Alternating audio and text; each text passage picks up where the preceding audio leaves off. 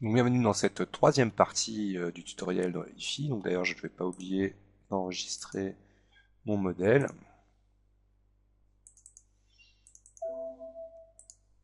Voilà, ça c'est fait.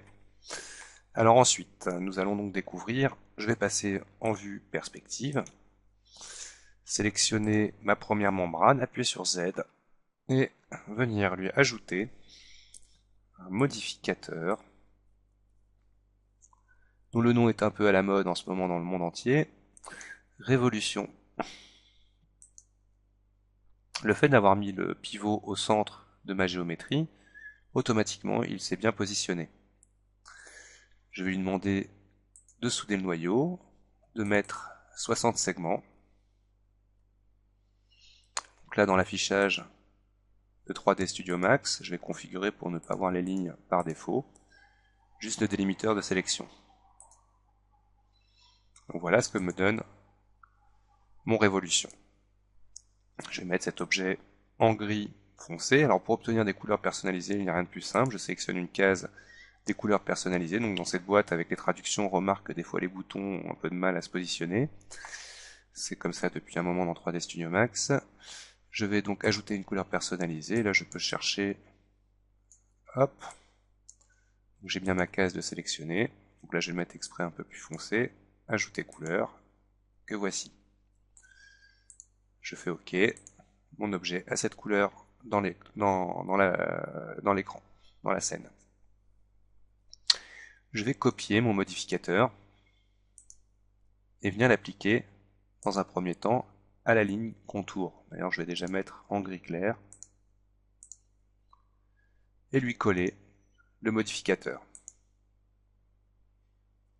Automatiquement, étant un enfant de cet objet-là, il obtient la révolution au bon endroit. Je vais sélectionner ma ligne de la grille et lui coller le modificateur.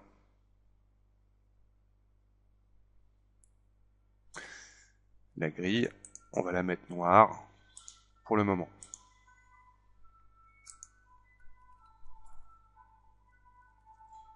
Je viens sélectionner la première membrane ici. Je lui colle le modificateur. On va lui reprendre le même gris. Je sélectionne mon contour, je lui colle le modificateur. Là, on voit que le modificateur n'étant que déplacé, voilà ce que ça donne. Donc je vais lui demander maximum. Alors ça va pas être son maximum, ça va être son minimum. Alors là, pour bien faire, on va supprimer révolution. Une petite technique, si jamais vous avez fait la même chose que moi, je vais sélectionner la grille 0,1, attacher cet objet-là et le redétacher.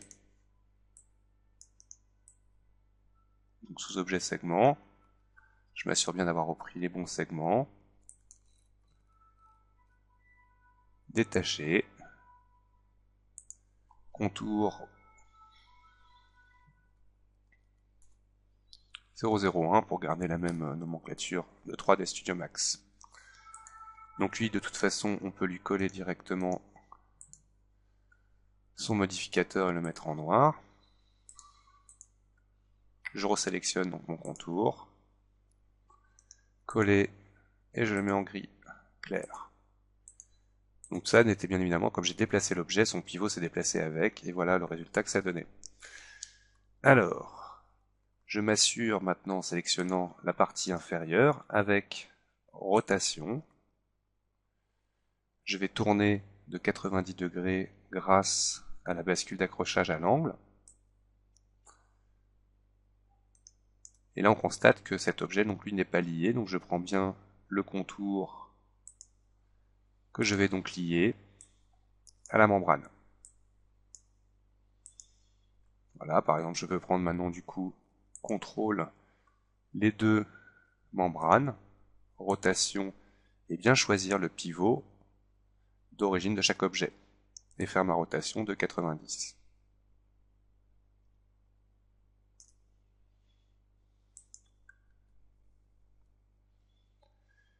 Donc on constate que c'est parfait, sauf que la ligne passe devant, donc je vais sélectionner mes deux membranes et les déplacer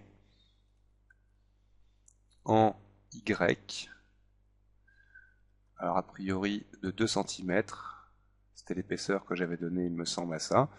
Donc je vais choisir le mode absolu, moins 2 cm.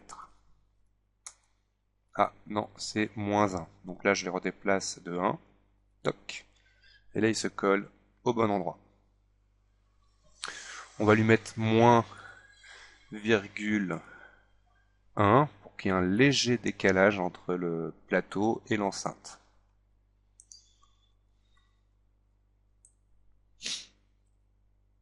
Voilà.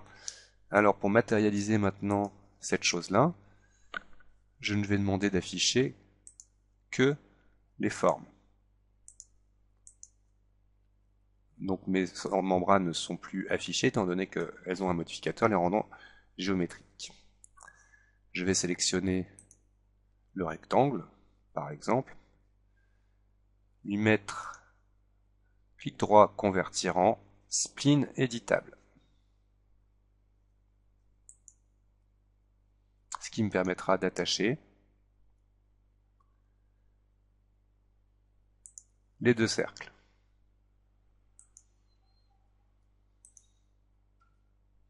Clic droit. Je n'oublie pas je peux optimiser donc l'affichage de mon cercle, mais étant donné qu'il va être caché par le contour des membranes, c'est pas très important pour cet objet-là.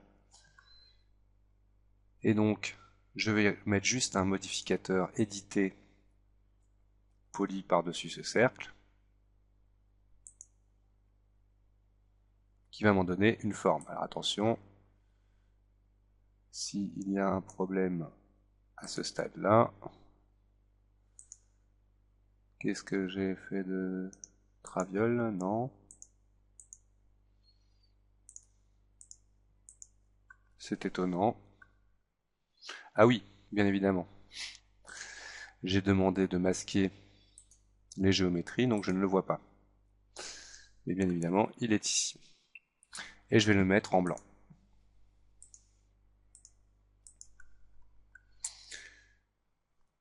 Dans un prochain tuto, je vais terminer mon enceinte. Donc vous montrer comment de cette simple face, issue de spline, avec édité poly, aller un peu plus loin dans la modélisation. A tout de suite pour la suite de ce tutoriel. Merci de l'avoir regardé.